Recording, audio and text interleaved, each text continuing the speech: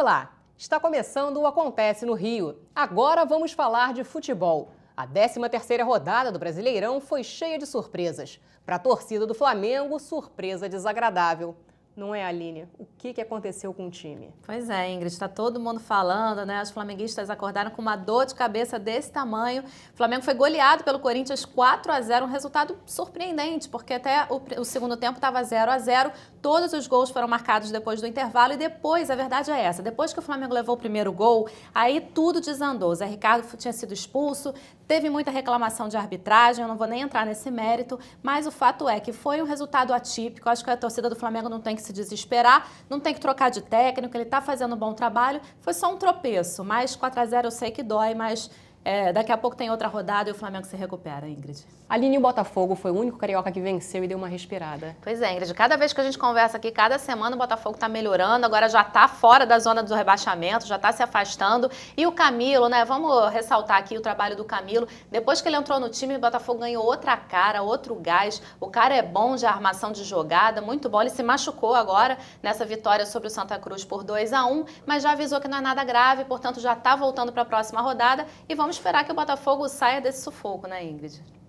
E o Fluminense fez um jogo sem graça com o Curitiba. O que está faltando para esse time engrenar, Aline? Tá faltando alguém para o lugar do Fred. O Fred saiu e cadê? Não botaram ninguém. O Richarlison, ok, é um jogador jovem e tal, joga bem, mas precisa de alguém para chamar a responsabilidade, de um atacante. O Fluminense está negociando com o Dourado, que é um jogador que está lá no futebol português, e o Leverkusen já avisou que se ele chegar, ele ainda vai precisar de um tempo para se adaptar. E esse campeonato não espera não, gente. Já está 1/3 do Campeonato Brasileiro já aconteceu e olha, está perdendo pontos importantes que vão fazer falta lá na frente, então não dá para esperar. O Fluminense tem que contratar e tem que contratar urgentemente. Realmente esse jogo foi muito sem graça, 0-0 com o Coritiba, foi de dar sono no sábado à noite, Ingrid.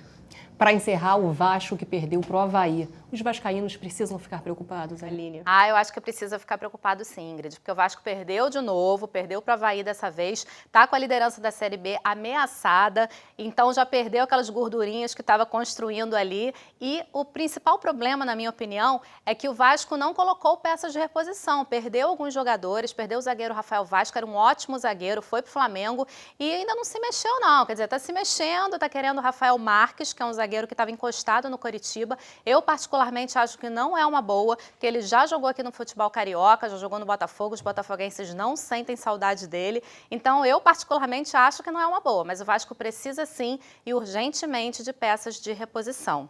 Agora, Ingrid, você sabe quais são os piores mandantes do Campeonato Brasileiro na Série A?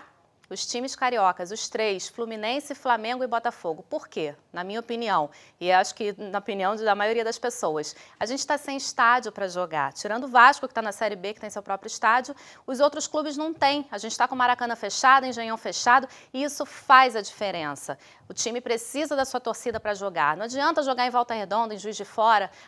O Flamengo tem torcedor em tudo quanto é lugar, em todos os estados. Tem, mas é diferente, está jogando no Rio de Janeiro, sabe? É o pessoal que está acostumado a acompanhar o time, aí todo domingo a gente está sentindo muita falta. Então, não tem jeito, né? Vamos ter que esperar até o final da Olimpíada para rever os estádios de volta. Então, eu espero que até lá os times possam fazer um bom trabalho em outros estádios e se acostumar, infelizmente, a jogar longe da sua torcida.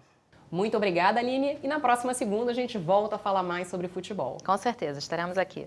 Agora o assunto é Olimpíada. Tá chegando a hora do Rio de Janeiro se transformar na capital mundial do esporte. Então, que tal a gente falar de uma modalidade que já trouxe muitas medalhas para o Brasil?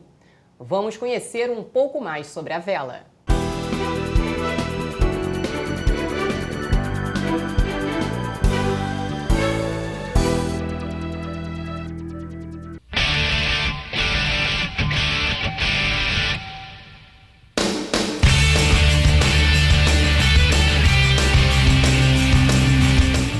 Faz andar o barco não é a vela, mas o vento que não se vê. Essa frase foi dita pelo filósofo Platão na Grécia Antiga, mas bem que poderia ser a descrição da vela, modalidade esportiva que envolve barcos, sendo esses movidos apenas por propulsão à vela. Quem sabe tudo sobre o assunto é Torben Grael, o iatista brasileiro com maior número de medalhas olímpicas. O vento ele não é uma coisa constante, o vento ele oscila, né? Ou às vezes ele muda de direção.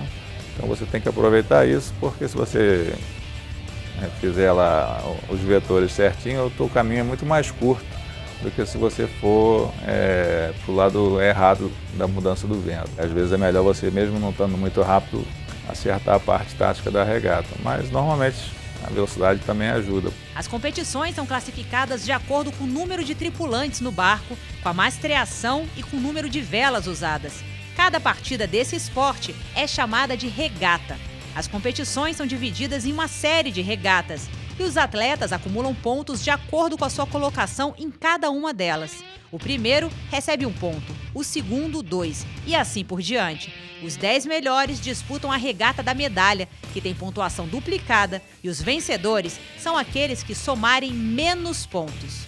2 barcos se posicionam de forma paralela, fazendo uma linha de largada imaginária. Os trajetos são definidos por boias.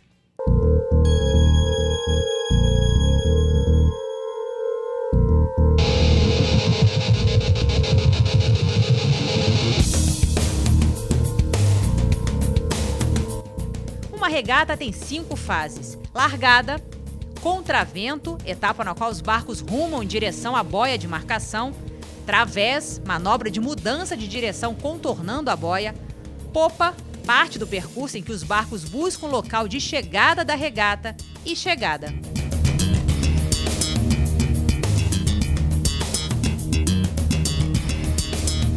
Acidentes são raros, mas podem acontecer, e os competidores não podem deixar de ajudar quem precisa. No caso de um acidente, alguém ficar na água, por exemplo, qualquer barco que passar perto tem que ajudar. Se você negar socorro, né, você pode ser desclassificado do evento inteiro. E você, quando presta socorro, né, aquilo vai ser levado em consideração. Eles vão te dar provavelmente ou a colocação que você estava na competição, na regata em si, ou a média das tuas colocações no campeonato todo para aquela regata. A vela teve origem na Holanda por volta do século XVII. A estreia olímpica se deu na primeira edição dos Jogos em Atenas, em 1896. Porém, o vento bateu contra e a prova foi adiada para Paris em 1900. As mulheres passaram a integrar as tripulações em Londres em 1908, mas foi 80 anos depois, em Seul, que elas ganharam uma prova específica.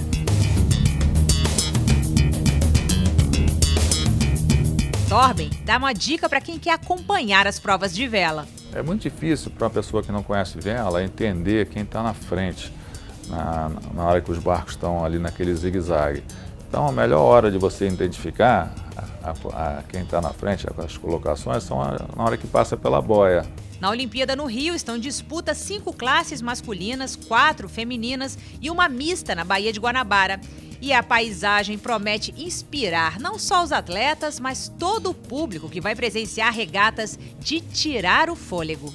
As regatas hoje são curtas, então a mudança de posição é bastante frequente. Então, vamos dizer assim, a emoção vai realmente até o final.